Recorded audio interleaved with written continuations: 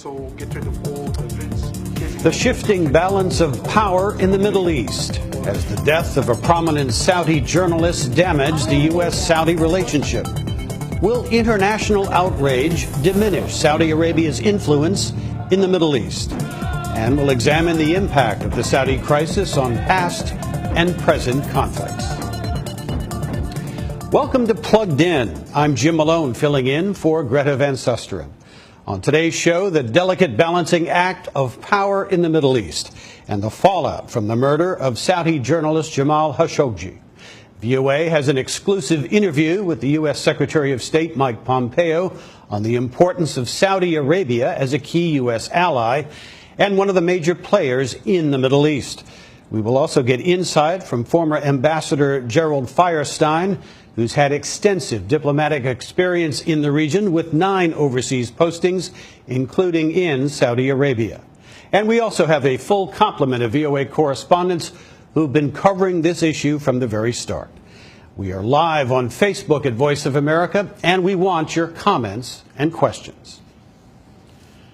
The United States is taking steps to revoke the visas of Saudi nationals implicated in the killing of Washington Post columnist Jamaal Khashoggi at a Saudi consulate in Turkey earlier this month. But amid the growing international outrage, some say the punishment does not go far enough. But there are bigger worries for regional officials who see trouble and instability ahead if the killing of the Saudi journalist undermines relations between the U.S. and Saudi Arabia. VOA diplomatic correspondent Cindy Sain reports from the State Department. The killing of Saudi journalist Jamaal Khashoggi 3 weeks ago is still dominating political events in Washington. President Donald Trump was asked how something like this could have happened in the Saudi consulate in Istanbul. They had a very bad original concept. It was carried out poorly, and the cover-up was one of the worst in the history of cover-ups. It's very simple. Bad deal, should have never been thought of. Somebody really messed up, and they had the worst cover-up. After meeting with Saudi leaders last week, Secretary of State Mike Pompeo told reporters the U.S. is already taking action based on the facts it has available at this point. We have identified at least some of the individuals responsible, including those in the intelligence services, the royal court, the foreign ministry, and other Saudi ministries who we suspect to have been involved in Mr. Khashoggi's death. We are taking appropriate actions, which include revoking visas. Turkish President Recep Tayyip Erdogan dismissed Saudi claims that rogue agents were responsible for the killing in a speech to parliament.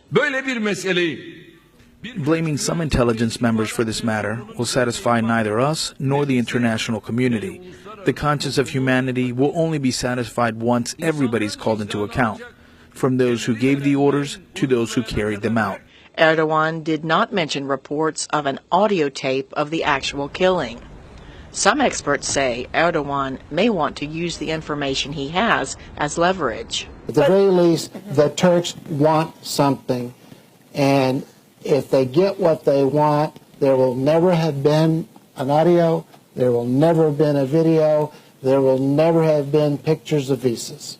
Other experts say Erdogan not only wants to be a major player on the global political stage, but is also vying with Saudi Arabia to be the leader of the Islamic world. And Saudi Arabia, traditionally, because of the holy sites in Saudi Arabia, has traditionally been regarded or has regarded itself as the leader of the Islamic world. So you could argue that there is a little bit of competition that is in the background of what is unfolding. Amid the ongoing worldwide outcry into the killing, Saudi Crown Prince Mohammed bin Salman received a warm welcome at an investment conference in Riyadh Tuesday, although many top business and political leaders decided not to attend. Cindy Sain, VOA News, the State Department. U.S. Secretary of State Mike Pompeo traveled to Riyadh last week for an explanation from Saudi officials and the Crown Prince about what exactly happened to Jamaal Khashoggi at the Saudi consulate in Turkey, October 2nd, the last time the Washington Post columnist was seen alive.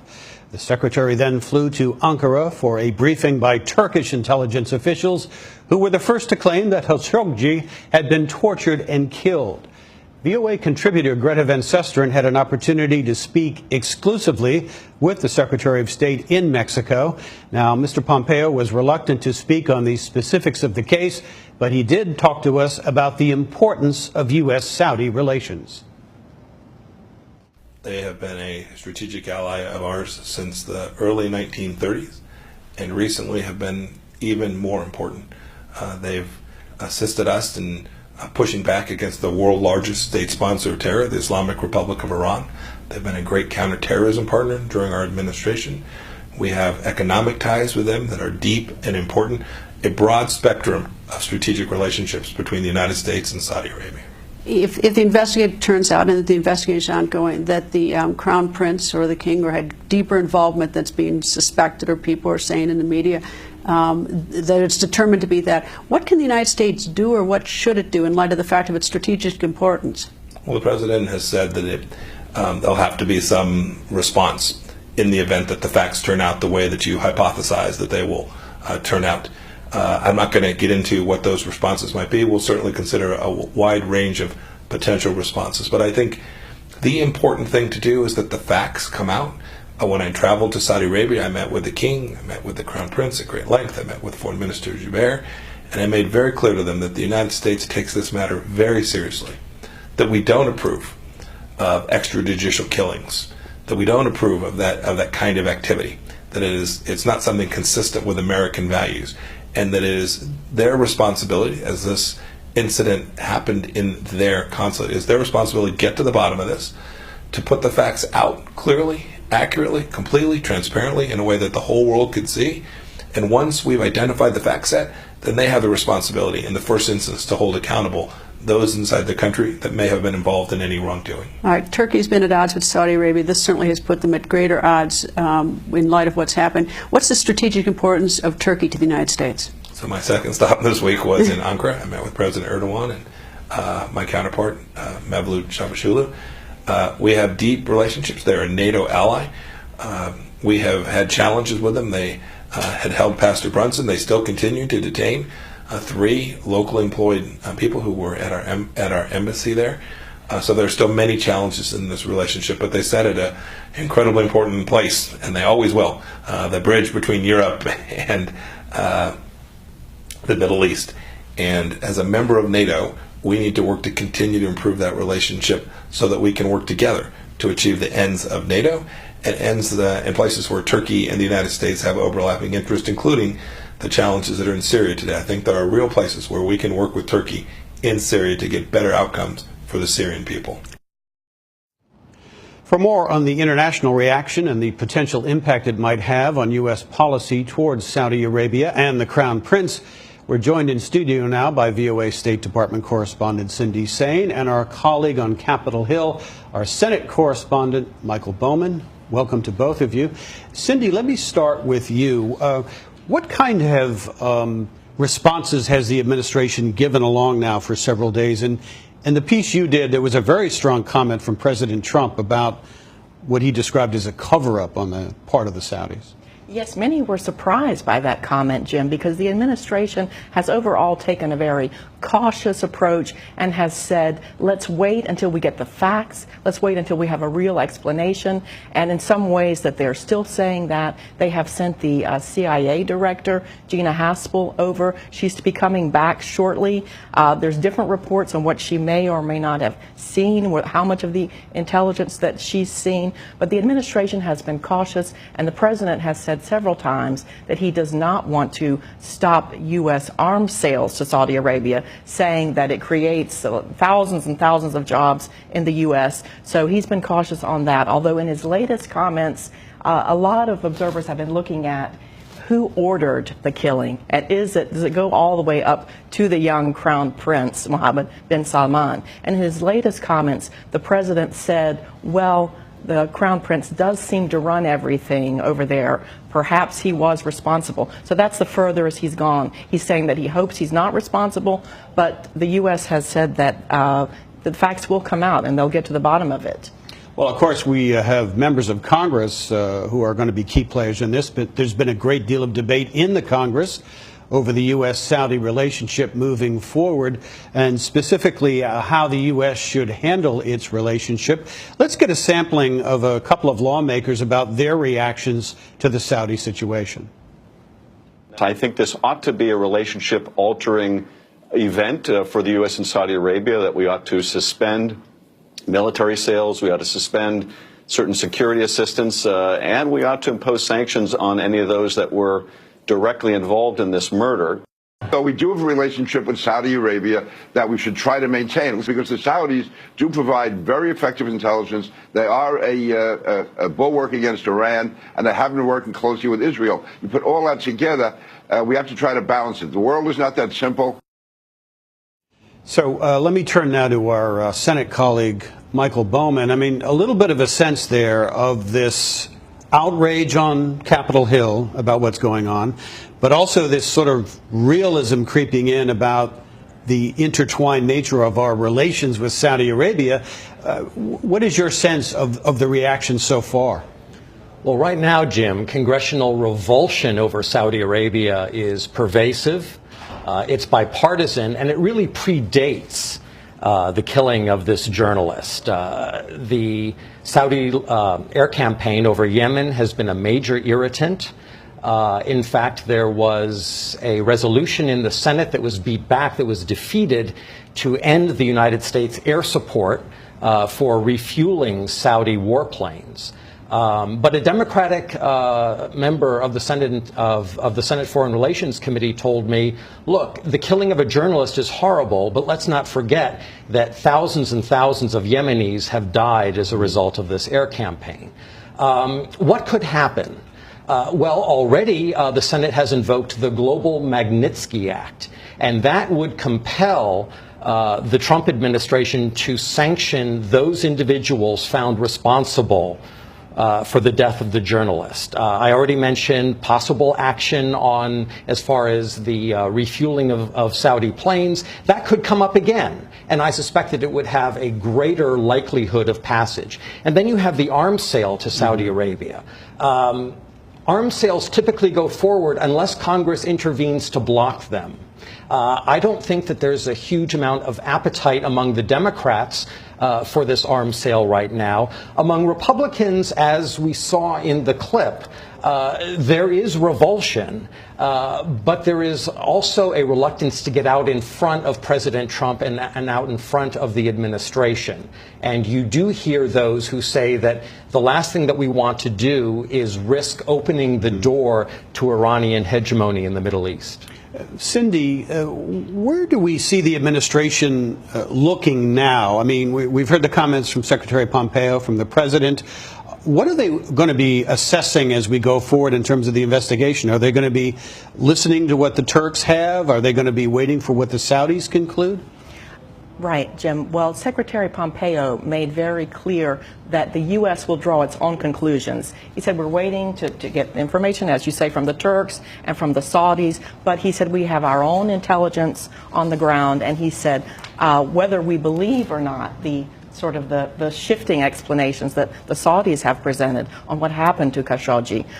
He said the U.S. will definitely draw its own conclusions. So that's kind of what people are waiting for now. And it would seem also that Turkish President Erdogan is playing a very key role, as he has sort of in drips sent out information, very damning information about the premeditated, and it looks like a meticulously planned crime. So Erdogan seems to be playing a key role in this as well. Mike, in the half minute or so we have left, I mean, do you think eventually it could lead to actual congressional action, say, to block an arms sale? Or are the relations with Saudi so important that the likelihood of that perhaps will fade over time? I suspect that any ultimate action will be measured, and that would be true even if Democrats were running Washington, given the historical nature of the U.S.-Saudi relationship. However, whatever Saudi Arabia does now could have an impact, and let's just state the obvious, that their crisis management so far has not been ideal. Well, Michael Bowman, Cindy Sain, thanks very much for joining us here on Plugged In.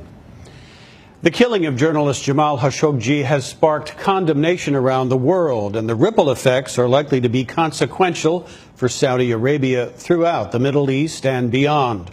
Long one of the world's top oil producers, the Saudis are seen by the West as a bulwark against Iranian influence in the region, especially on the ongoing conflicts in the region, including in Yemen, Syria, and Iraq. VOA's Mil Arsega has more on that.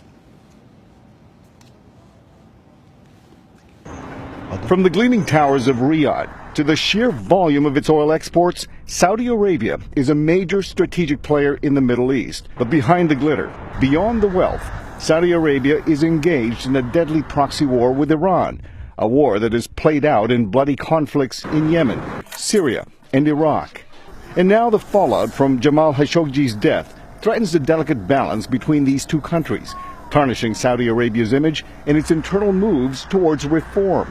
Khashoggi, who wrote columns for the Washington Post, had been critical of Crown Prince Mohammed bin Salman. The Saudis claim he died after an altercation in the Saudi consulate in Turkey.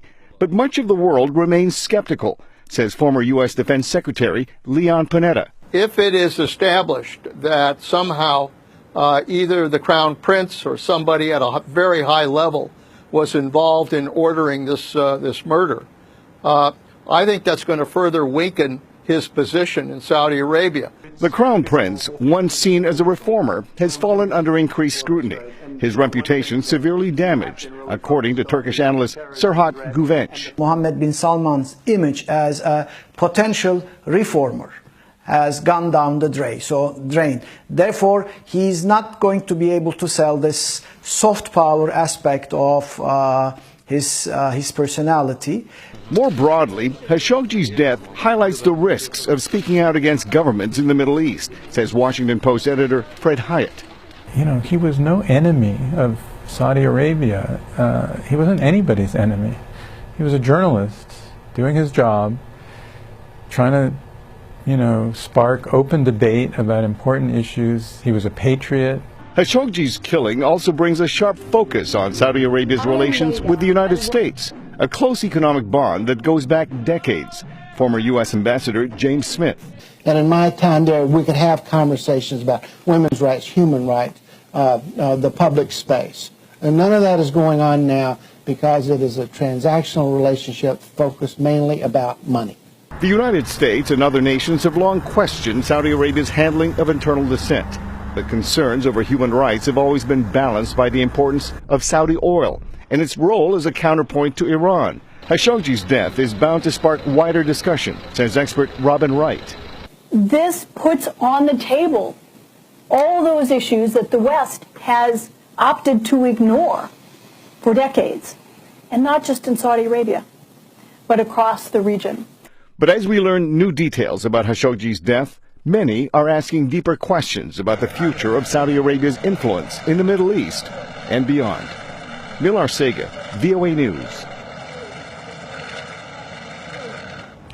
So what can we expect moving forward? We had the opportunity to speak with Ambassador Gerald Firestein, now Director for Government Relations and Policy at the Middle East Institute. He was former U.S. Ambassador to Yemen under President Obama. Prior to that, he served as the Deputy Assistant Secretary of State for Near East Affairs.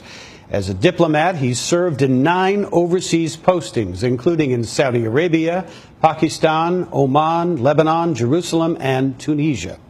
I asked Ambassador Firestein for his assessment on the fallout from the Khashoggi incident, its impact on Saudi influence in the region, and what it means for the United States.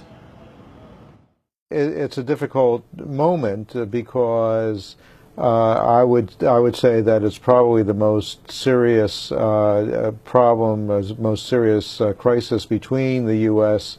and Saudi Arabia since 2001, the 9/11 attacks, because it raises fundamental questions about the nature of the leadership in Saudi Arabia. In my view, the problem is not so much a U.S.-Saudi problem as it is a Mohammed bin Salman problem. The question is, is he somebody who is a credible partner for the United States going forward? Saudi Arabia is such an important regional power. You mentioned some of the engagements that it's critical in, Israel-Palestinian, for example, possibility of peace. Also as a bulwark against Iran. I mean, do you see any of this being affected by the aftermath of this incident? Well, I think that the administration is certainly hoping that that they will be able to work through these issues and preserve these important elements of the relationship and the important cooperation that exists between the two countries. The issue is what the attitudes are going to be in Congress and in the broader public. And we've seen over these last few weeks a number of very senior members of Congress, bipartisan, including Bob Corker, the chairman of the Foreign Relations Committee, Lindsey Graham, a very senior member of the Republican caucus, Rand Paul, and others, who have been extremely critical of the relationship and of the Trump administration's management of the relationship, and have demanded that the United States take firm action to confront the Saudis over the murder of Jamaal Khashoggi. What about more broadly the international community at large, how they will view Saudi Arabia now? Along a Mecca for business, for oil production, and so forth. But how does the balance with human rights and respecting dissent within Saudi Arabia, how does this all factor in now to how the rest of the world will view what's going on there? Well, again, it's a very good question. We've seen some of the reaction. The Germans have announced that they're going to cut off their arms sales. They're urging their EU partners to do the same. The core relationships for the Saudis on the security side are the United States, the United Kingdom, and France. And so far, those three countries have not suggested or indicated that they intend to follow the German lead on that issue. And you make the important point, which is that as long as there's an interest in maintaining the stability of global energy markets, Saudi Arabia is going to continue to play a very important role. If you take the Saudi production off of the market, then it's going to be a major energy and therefore a major economic crisis for the world. So one way or the other, I think Saudi Arabia is going to be an important player in the international arena. They're going to continue to be a major partner, especially on these energy issues. And the world is going to have to figure out what the relationship is between the positives in Saudi Arabia and those negative elements that you mentioned.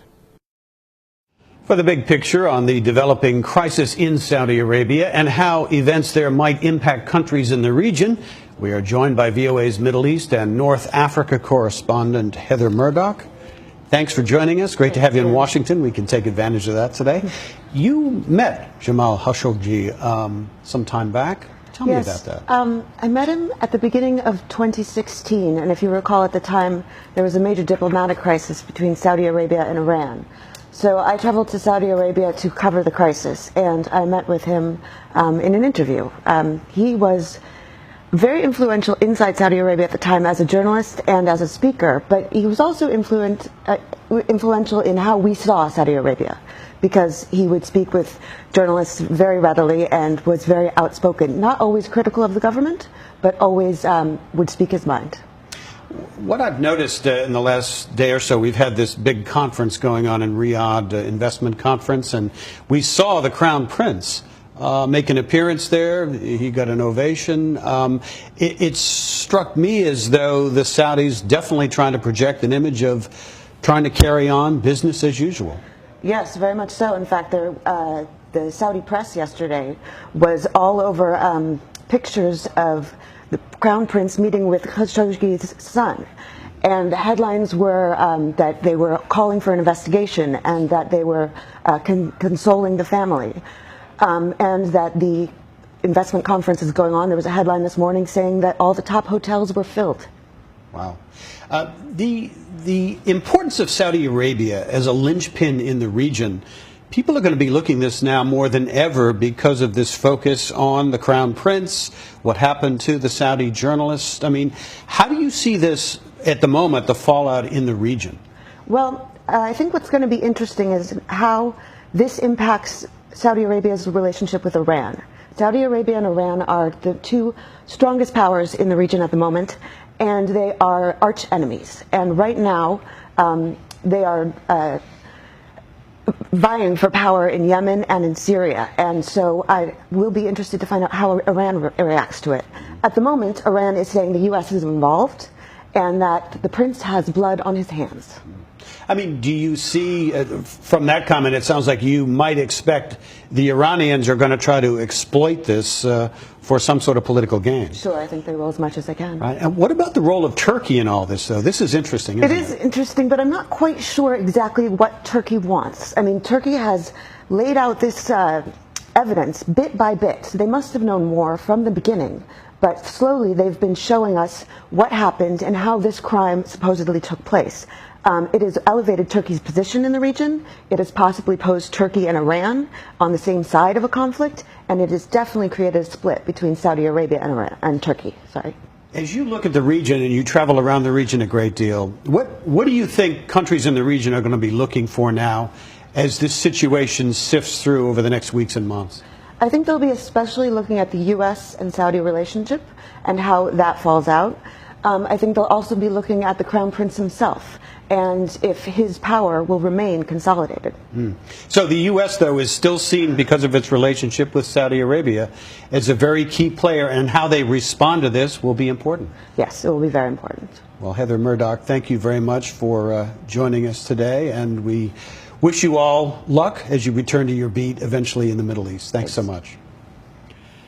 Well, that's all the time we have for today. Stay plugged in by liking us on Facebook at Voice of America. You can also like Greta's Facebook page at facebook.com/Greta. And follow Greta on Twitter at Greta. Thanks for being plugged in. And we leave you now with some images of the long-lasting U.S.-Saudi relationship over the years.